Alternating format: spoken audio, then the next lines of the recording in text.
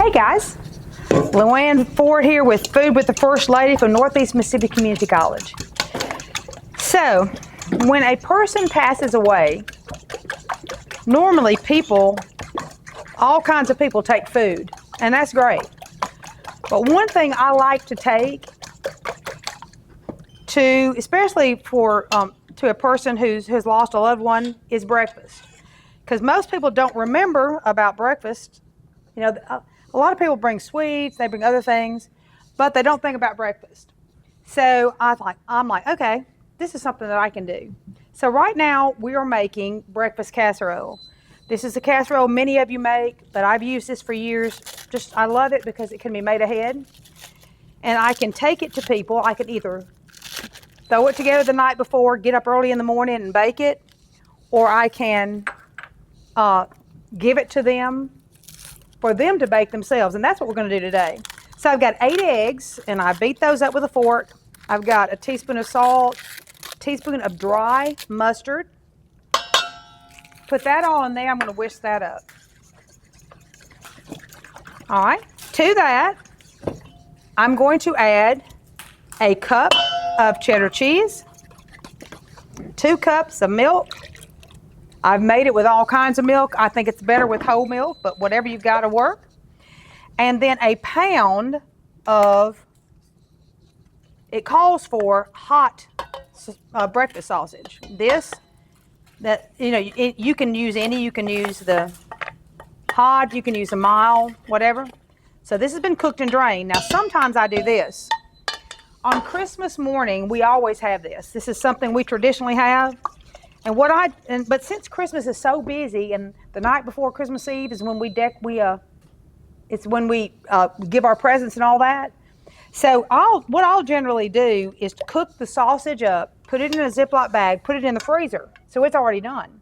So then Christmas Eve night, after everybody's already gone to bed, I'll just throw this together. I'll just take that sausage out of the freezer, mix it all up with the other ingredients, and I'm good to go. But today I'm taking this for a person whose loved one has passed away. So instead of doing a 9 by 13, which the recipe calls for, I'm going to do 2 smaller pans. All right, I've got 6 slices of bread here that I have cubed. I just stacked them up and I cut them one way and then I cut them the other way. So we're going to put this in here. Now you could put it all right here in the bowl. But I usually don't. Usually I just put it like that. I've lost my fork, so let me grab my fork and pull it out. All right, and then all we have to do is to cover these with this mixture. Now, the recipe calls for this to sit overnight. You can do that, or you don't have to do that. You can go ahead and bake it, but it is best if it sits overnight. So I'm going to push this down until all my cubes of bread are soaked in that milk and egg mixture. All right, that's going to swell up as it sits. All right, you can see I need to stir that around a little bit because I've got a lot of my meat right there in the middle. Okay. All right, there we go. Push it down. All right, now I'm going to put a lid on this. And I'm going to put this in the refrigerator.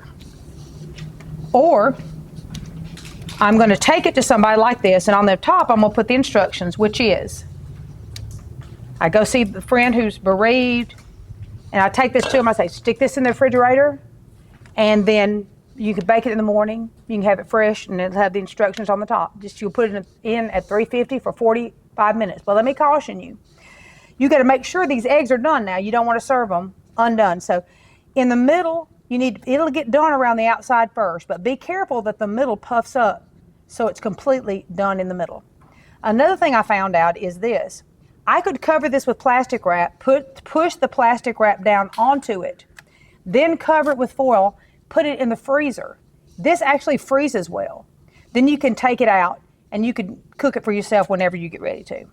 So it's a great recipe and we love it. You can also cook if you want it a little more healthy or bulk up the fiber, you could cook a little spinach and mix spinach in there with it well. So I hope you enjoy the recipe.